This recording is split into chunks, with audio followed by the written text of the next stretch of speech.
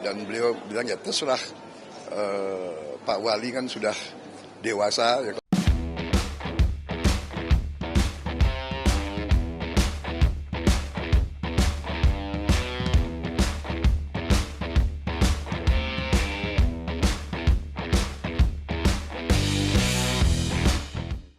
Ya tentunya sebagai orang Indonesia dengan adat budaya kita, ya tentunya pasti kita menyampaikan ya keinginan dari partai-partai dan usulan kita, dan beliau bilang ya terserah, Pak Wali kan sudah dewasa, ya kalau Pak Wali bersedia ya beliau pasti tidak menahan, kira-kira begitu. Pak, pinangannya Pak Prabowo ke Mas Gibran positif atau negatif Pak, responnya dari Mas Gibrannya sendiri?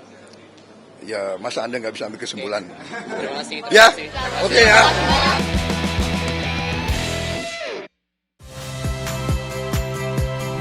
Saya Rahmat Ibrahim. Saksikan program-program Kompas TV melalui siaran digital, pay TV, dan media streaming lainnya. Kompas TV, independen, terpercaya.